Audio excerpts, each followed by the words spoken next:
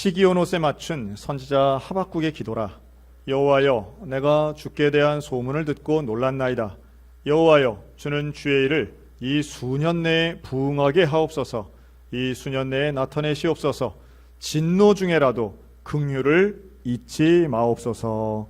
오늘은 수년 내에 부응하게 하옵소서라는 제목으로 함께 말씀 나누겠습니다.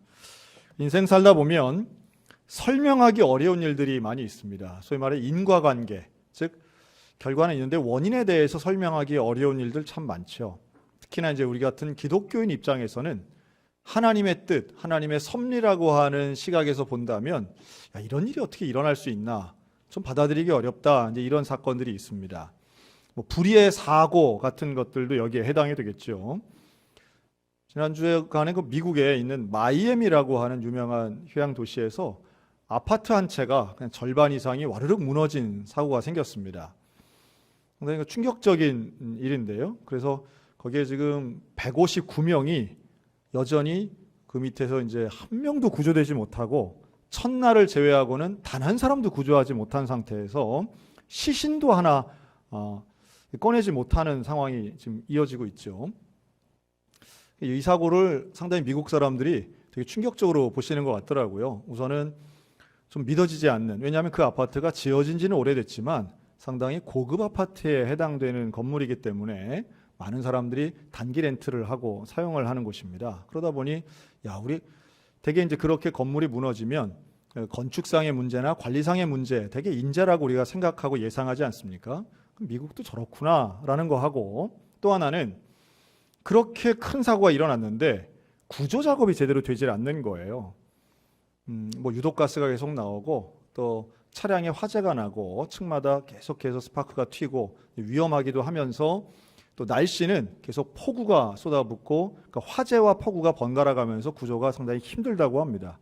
그래도 그렇지 그 미국 땅에서 벌어진 사고인데 한 명도 구조를 못하고 지금 저렇게 난처하게 중장비를 동원하지 못하고 사람 손으로 하면은 무너진다 이래서 한 명 한 명 사람이 손으로 하니까 시간은 급한데 진척이 안 되고 있는 답답한 상황이 이어지는 것 같더라고요. 그러니까 처음에는 안타깝다가 그 다음엔 분노하는, 그러니까 아프리카에 있는 국가든 미국이든 한국이든 이런 급작스러운 사고를 잘 처리하는 나라는 별로 없는가 보다 하는 생각이 들 정도입니다. 어쨌든 이런 불의의 사고 앞에 사람들은 항상 무고한 생명이 희생되는 일, 답답하게 느끼죠. 그러니까 해석이 안 되는 거예요. 왜 이런 일이 벌어지는가? 왜 이런 사람들이 희생을 당하는가? 피해를 입는가? 이런 질문이죠. 또 수개월 전부터 시작한 미얀마 사태, 사실 미국의 일은 사고라면 미얀마 사태는 가해자가 있는 거죠. 그래서 미얀마 군부에 의해서 지금 양곤이라든가 그 도심 한복판에서 군대와 경찰에게 총에 맞아 죽은 사람만 880명입니다. 지금 생지옥이 이어지고 있어요. 지금 미얀마 분들은 왜 이런 일이 우리 시대에 일어나고 있는가? 다 젊은 청년들, 청소년들이 죽는데 이게 어떻게 하나님이 계시다면 이런 일이 일어나는가? 아마도 지금 그 도시에 있는 그리스도인들 하나님 앞에 눈물로 기도하고 있습니다. 물론 지금 전 세계적으로 있는 코로나19 마찬가지라고 봅니다. 이해가 안 되죠. 하나님은 왜 이런 질병을 우리에게 주셨는가? 섣불리 해석하려고 하면 사실은 더 문제가 발생하기도 합니다. 더더군다나 지금 백신들 맞고 이제 마스크 벗었다 하는 나라들은 변이 백신이 일어나기도 하고, 또한 좀 이제 허락이 되어서 막 다니고 이러다 보니까 지금 걱정되는 건 인플레이션, 공급이 딸리면서 경제가 폭등하고 이러면서 발생하는 빈부의 격차가 지금 50년 이래 가장 최대로 벌어진다고 하지 않습니까? 그래서 이러한 지표들을 보면서 이건 도대체 하나님이 과연 공의로우시다면 이런 일이 왜 벌어지는가?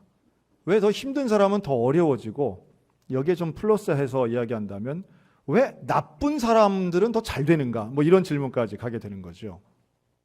근데 이런 질문들은 오늘날 우리들만 한 건 아니고요. 바로 2600년 전 이 하박국 선지자도 그런 질문을 했습니다. 근데 하박국 선지자가 있었던 그 시기는 BC 한 605년경 됩니다. 그러니까 상당히 오래된 얘기죠. 그런데 그때도 비슷한 질문을 한 거예요. 당시에 남유다는 불의가 판치고 부패가 가득했습니다. 여호야김이라고 하는 왕이 다스릴 때인데요. 이 이 왕은 우상 섬기고 온갖 죄를 다 저질렀어요. 그래서 백성들이 참 힘들었습니다. 국방도 약해서 맨날 애굽에게 침략당하고 아수르에 이어서 바벨론에게도 맨날 힘든 어려움을 당했던 시절이에요. 그러니 하박국 선지자가 왜 하나님 믿는 우리가 이렇게 맨날 고난당하고 어려워야 됩니까? 또 왜 이렇게 이 나라 백성들 위한 사람들 중에는 의인이 없습니까? 왜 이렇게 죄가 가득합니까? 하나님, 이 죄를 왜 그냥 두십니까? 왜 악을 그냥 두십니까? 이게 하박국 선지자의 질문이었어요. 우리랑 좀 비슷하죠. 왜 잘못된 게 그냥 판칠까? 왜 악한 사람들이 저렇게 잘 되고 강할까? 뭐 이런 거죠. 근데 그때 하나님이 주신 답변이 이거예요. 내가 심판할 거다. 내가 저 죄에 대해 심판할 것이다. 그런데 어떻게 심판하느냐 하면 바벨론을 들어서 너희 유다를 심판할 것이야. 이게 하박국 1장이에요. 그랬더니 하박국이 아니 그건 아니죠. 이제 이렇게 하는 겁니다. 그건 아니죠. 아무리 우리가 죄를 졌어도 어떻게 바벨론을 들어서 쓰신다고 하십니까? 즉 악을 벌하기 위해서 더 거악을 들어서 더 큰 악을 들어 쓰신다는 건 하나님답지 않습니다. 그랬더니 여기에 대해서도 하나님 또 말씀하시는 거예요. 그 바벨론도 갈대안이라고 하는 이 바벨론도 역시 저들의 본인들의 죄 때문에 망하게 될 것이다. 내가 그놈들 이뻐서 들어 쓰는 게 아니라 다 죄를 지은 것에 대해서는 하나님의 심판이 임하는 것이다. 이렇게 말씀하세요. 그리고 이 심판의 때라고 하는 것은 결국 임하는데 미뤄질지언정 반드시 임한다. 그리고 2장 4절 그 유명한 말씀을 하시죠. 오직 의인은 믿음으로 말미암아 살게 될 것이다. 네가 볼 때는 악인이 형통하고 불의한 자가 잘 되는 것처럼 보일지 몰라도, 즉 저 바벨론이 그렇게 강력해 보이고 바벨론이 부유해 보이고 하나님 안 믿는 나라가 강력하고 부유하게 보일지라도 결국 이 땅에서 하나님의 뜻대로 살아간다는 것은 믿음으로 사는 것이다. 그리고 의인들은 힘으로 살아가는 게 아니라 믿음으로 살아가는 것이야. 그러니까 이 말씀을 듣고 믿고 받아들인 하박국 선지자가 하나님 앞에 찬양을 드리는 게 바로 오늘 우리가 읽은 하박국 3장입니다. 3장 1절 이렇게 시작하죠. 시기온옷에 맞춘 선지자 하박국의 기도다. 이 시기온옷이라고 하는 말은요, 이 탁월한 악보, 탁월한 찬양 이런 뜻입니다. 즉 노래를 붙인 이 찬양을 의미하는 것인데요. 하박국 선지자가 기도를 하면서 노래를 한다는 거예요. 찬양을 한다는 거예요. 이 찬양은 당연히 기쁜 찬양이죠. 그런데 무슨 내용을 가지고 찬양을 하는가 보니까 여호와여 내가 주께 대한 소문을 듣고 놀랐습니다. 즉 하나님의 말씀, 하나님의 답변을 듣고 내가 놀랐습니다. 여호와여 주는 주의 일을 이 수년 내에 부흥하게 하옵소서라고 말씀해요. 우리가 이 부흥이란 단어 때문에 하박국 선지자의 기도를 오해할 때가 있습니다. 왜냐하면 우리 한국 기독교인들에게 있어서의 부흥은 곧 성장을 의미하기 때문이에요. 그러니까 예를 들면 우리가 100명이 모였는데 하나님 우리 1000명이 되게 해주세요. 부흥되게 해주세요. 되게 이런 식으로 우리가 사용하기 때문에 하박국 선지자의 이 부흥이라는 단어를 잘 오해할 때가 있습니다. 부흥은 다시 일어난다 이런 의미인데 하박국이 이야기하는 이 부흥은요, 하나님이 말씀하신 그대로 주의 뜻이 속히 이루어지기를 원합니다. 이런 말이에요. 근데 하나님 무슨 말씀을 하셨어요? 너희 죄에 대해서 내가 심판하겠다는 거예요. 심판하겠다는 거예요. 그리고 그 심판을 받고 너희가 회개하면 믿음대로 살면 내가 널 구원하겠다. 이 약속이거든요. 다시 말해 수년 내에 주의 뜻대로 부흥하게 해주시옵소서라고 하는 하박국의 기도는 다름 아닌 하나님 심판을 내려주세요. 약속하신 그 심판이 이 땅 가운데 일어나되 그 심판이 수년 내에 그리고 그 심판을 통해서 하나님의 구원이 이루어지도록 부흥을 이루어주세요. 이 기도예요. 숫자가 늘어난 성장을 의미하는 게 결코 아닙니다.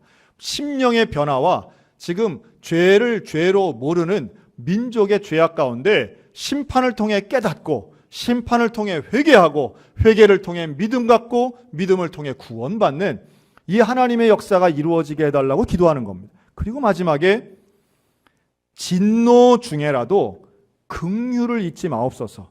그 하나님의 심판 가운데 하나님의 긍휼이 우리 안에 있어서 이 어려운 고난의 때 바벨론이 공격하든 우리가 모든 걸 다 잃어버려도 소망이 잃지 않도록 그 진노 중에라도 긍휼을 우리에게 허락해달라고 하는 게 하박국의 기도였습니다.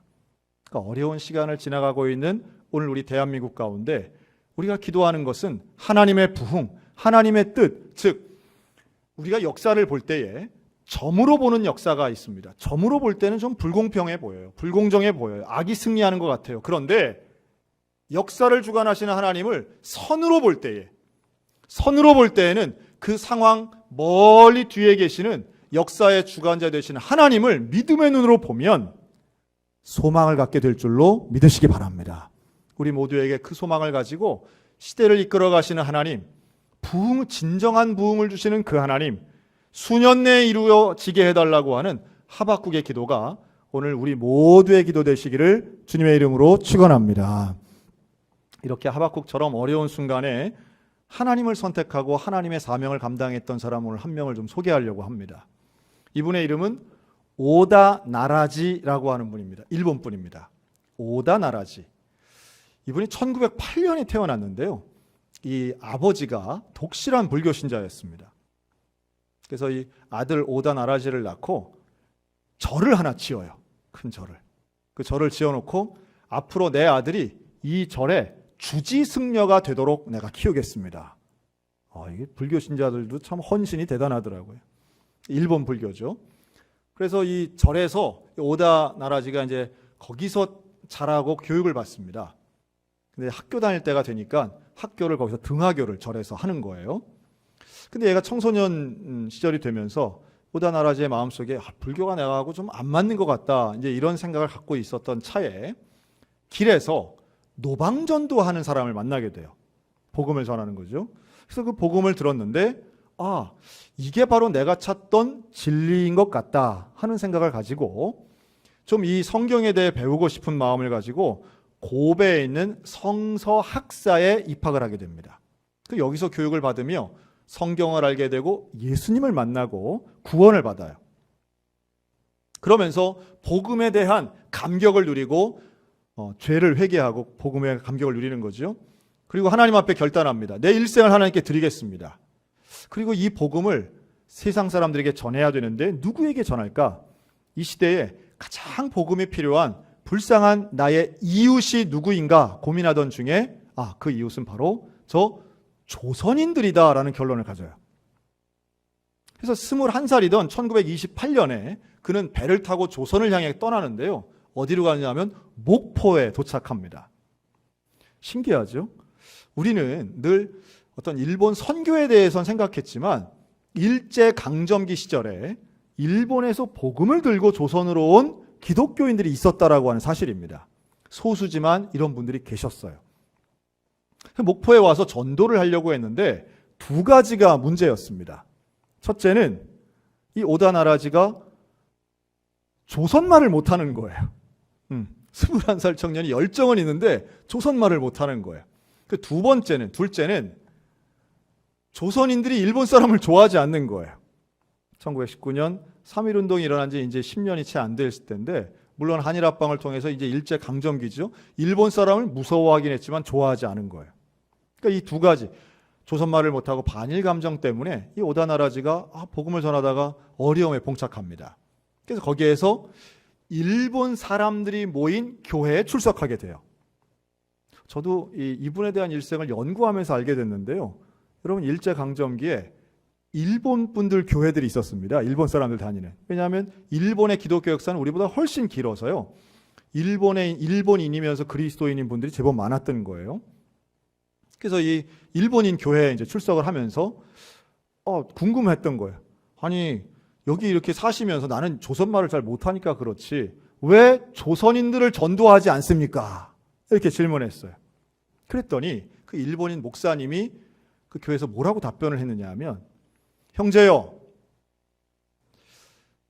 예수님은 우리를 사랑하시지만 조선인은 우리를 사랑하지 않습니다.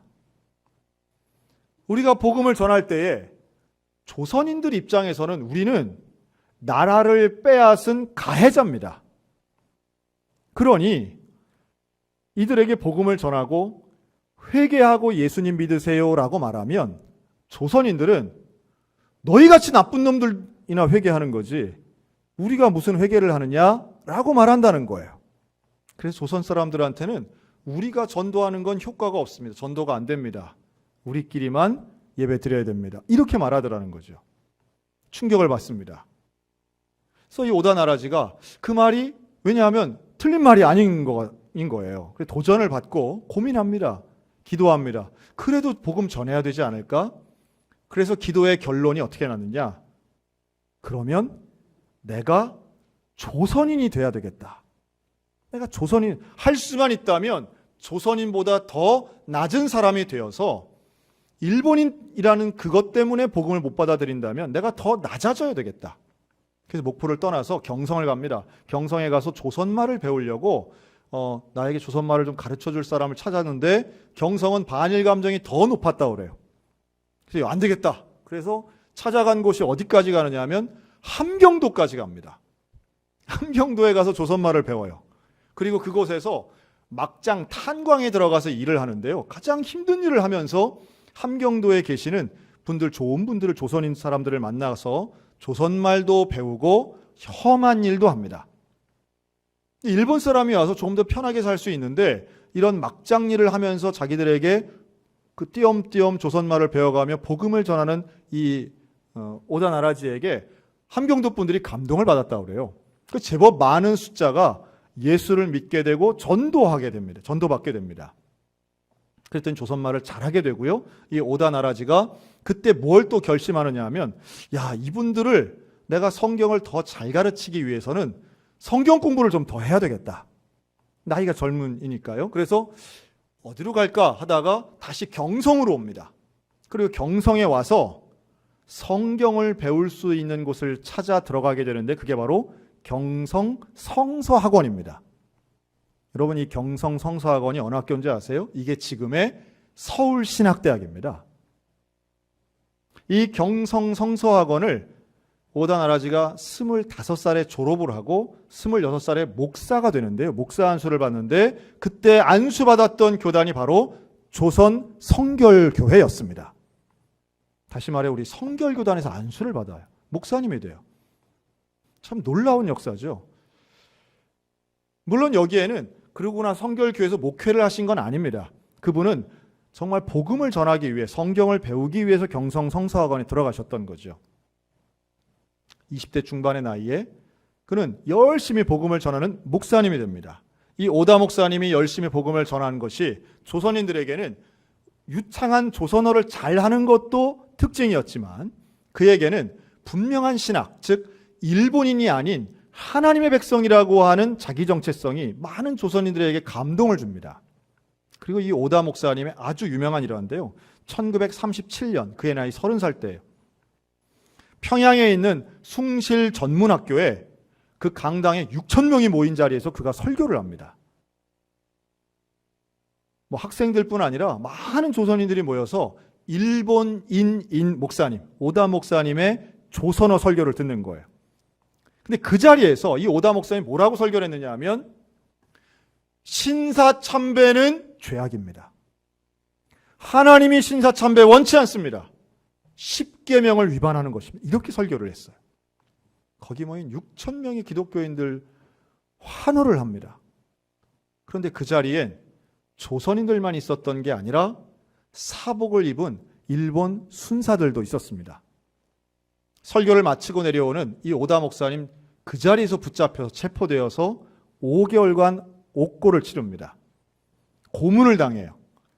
그 고문을 당하는 가운데 이 오다 목사님이 일관되게 진술한 내용이 수사기록에 써 있습니다.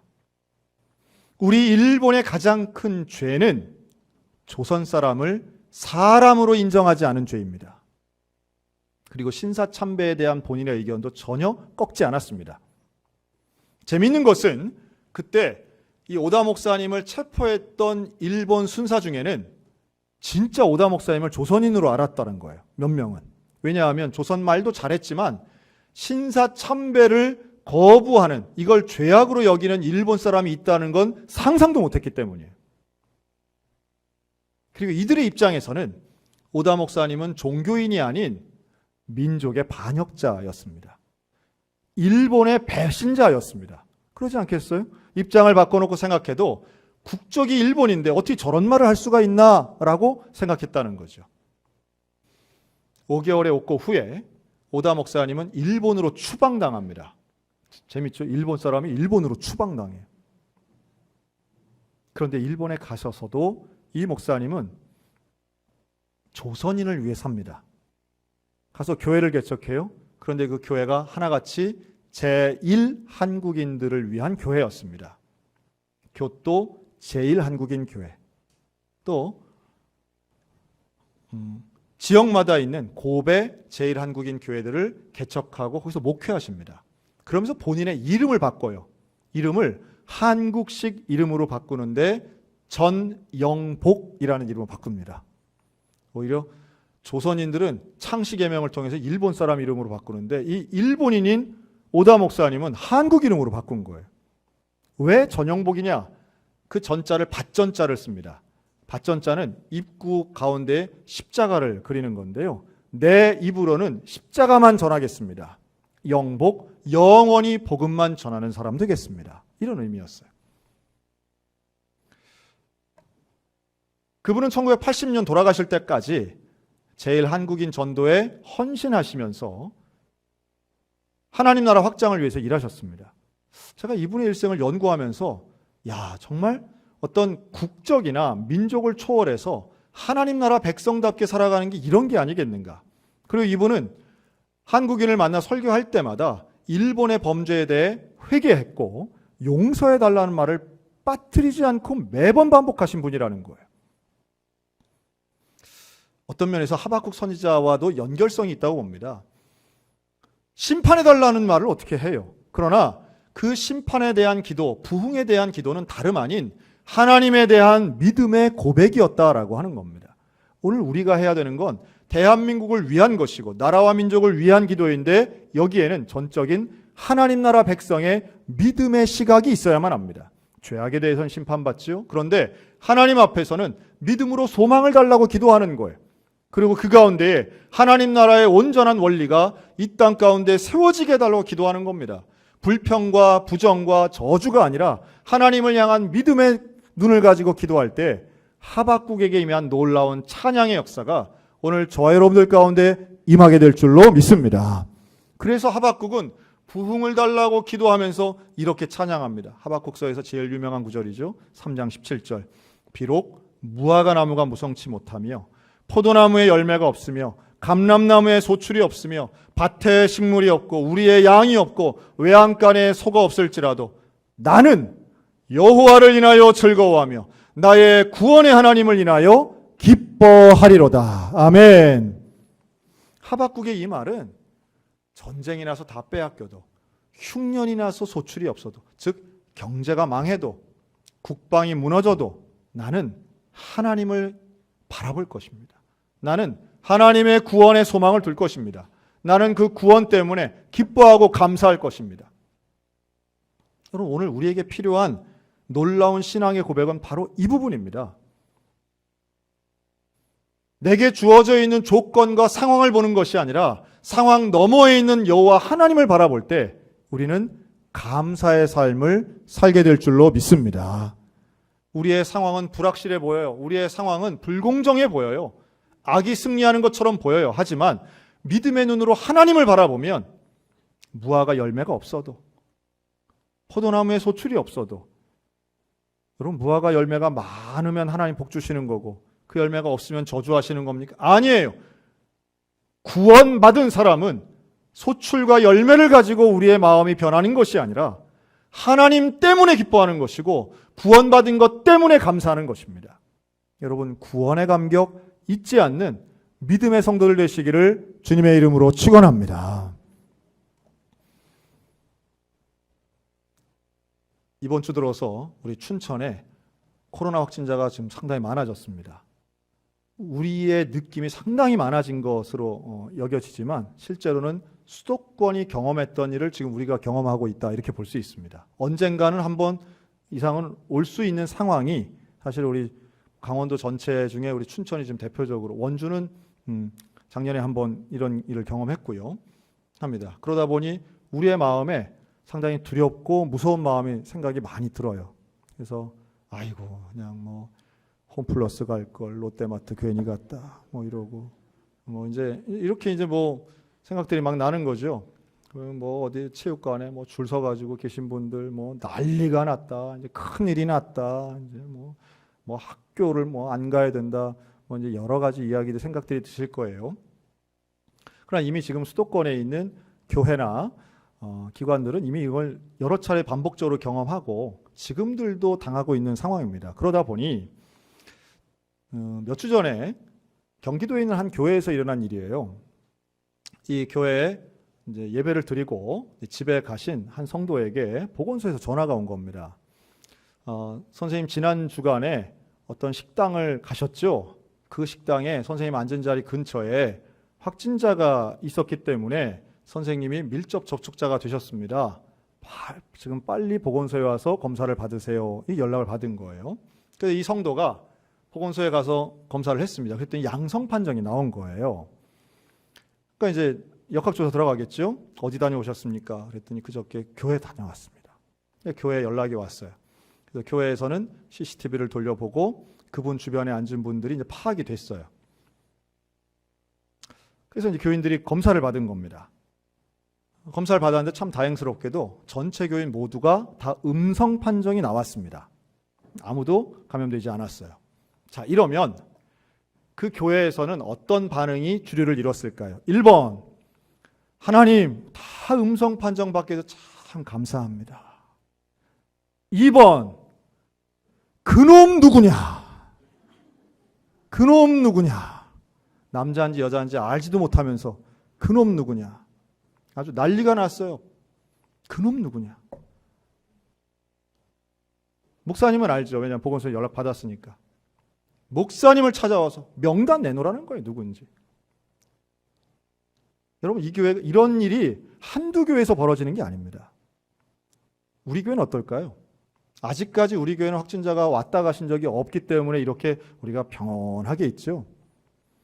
그놈 누구냐 소리 다 나왔다는 거예요. 그러면 이제 목사님 그거 알아서 뭐 하시려고요? 방역은 보건소가 하는 겁니다. 그때 대답이 이거예요. 누군지 알아야 대처를 할 거 아닙니까? 그래서 그랬대요. 무슨 대처를 하시려고 하냐고. 어떤 대처를 하시려고 하냐고. 누군지 알면 그 사람 미워하고 그 사람 저주하고 그 사람 원망하고 그 사람 피해 다니고 그러려고 하는 거 아닙니까? 제가 이런 질문 드리고 싶어요. 여러분 그 양성 판정 받으신 분은 피해자입니까? 가해자입니까? 피해자죠. 그분이 무슨 뭐 일부러 바이러스 퍼뜨리려고 하신 것도 아니고 그분이 불법을 저지른 것도 아니었어요. 제가 그랬습니다. 입장을 바꿔놓으면 답이 금방 나온다. 그 최초 확진자가 당신 아들이었으면 어떻게 합니까? 나라면 그놈 누구냐 소리가 여러분 나오겠습니까? 아니면 위로받고 싶겠습니까? 답이 명확한데도 많은 사람들이 내 문제가 아니고 나는 피해자라고만 생각하니까 원망의 대상만을 찾더라는 거예요. 참 우리의 신앙이 얼마나 얄팍한지 몰라요. 오다 목사님은 일본임에도 불구하고 국적보다도 하나님 나라 영광을 위해 난 조선인이 되겠다. 아니 그보다 더 낮은 존재가 되겠다고 해서 평생을 사랑하며 조선을 위해서 헌신했는데 우리는 내가 음성이 나와도 그냥 원망의 대상 찾으려고 잡으려고 한다면 그게 무슨 그리스도인이겠느냐라고 하는 거예요. 제가 미리 말씀드리는 거예요. 우리 교회도 얼마든지 확진자가 왔다 가실 수 있습니다. 지금은 누구나 검사받고 뭐 자가격리되고 혹은 밀접 접촉자 될 수 있어요. 오히려 그 질병의 치료에 전념하고 더 확산이 되지 않도록 하는 노력이 필요하며 위로와 격려가 필요한 것이지 무슨 차별하고 원망하고 저주하고 발굴해내는 거 여러분 이거는 지혜로운 일이 아니라고 생각합니다. 미리미리 말씀드려요. 혹시 우리 교회에도 얼마든지 발생할 수 있으니까요. 여러분 올 한 해를 한번 돌아봅니다. 오늘은 6월 마지막 주지요. 올해의 절반 지났습니다. 올 절반 상반기를 되짚어 볼 때에 우리에겐 참 힘든 일도 많았고 어려운 일, 아직도 해결되지 않은 문제들 산적해 있습니다. 하지만 그럼에도 불구하고 주님이 우리를 사랑하시는 그 믿음의 눈을 가지고 우리는 또 앞으로 걸어나가야만 합니다. 그래서 우리는 다음 주 맥추감사 주일을 지냅니다. 여러분 맥추절의 의미는요, 돌아보니 감사한 거예요. 감사를 결심하는 거예요. 그리고 앞으로의 남은 절반도 하나님과 함께 하겠다라고 하는 결단의 의미로 우리는 맥추절을 지킵니다. 원래는 보리 추수한다 이런 단어의 뜻이지만 우리가 지금 농사 짓는 시대가 우리 분들이 많지 않잖아요. 그래서 그 맥주절의 의미를 우리는 돌아봐도 또 내다봐도 우리는 감사합니다. 마치 하박국이 열매가 없어도 소출이 없어도 외양간에 소가 없어도 나는 감사하겠습니다 라고 결단하는 그 믿음의 시각이 오늘 우리들 가운데 있어야 되는 것이지요. 사랑하는 성도 여러분, 오늘 우리에게 불평과 저주와 원망보다 사랑과 믿음의 눈으로 하나님 바라보시기를 주의 이름으로 권면합니다. 그리고 돌아봐도 내다봐도 하나님 나와 함께 하신다라고 하는 그 믿음을 가지고 오늘도 온전하게 걸어가셨으면 좋겠습니다. 하박국이 기도했던 수년 내에 이루어지게 해달라는 그 부흥의 기도가 오늘 우리 나라와 민족을 위해서도 기도하고 또한 우리 가정과 개인을 위해서도 간절히 기도할 때 하나님 붙잡고 승리의 길 걸어가는 저 여러분들 다 되시기를 주님의 이름으로 축원합니다. 아멘. 기도하겠습니다.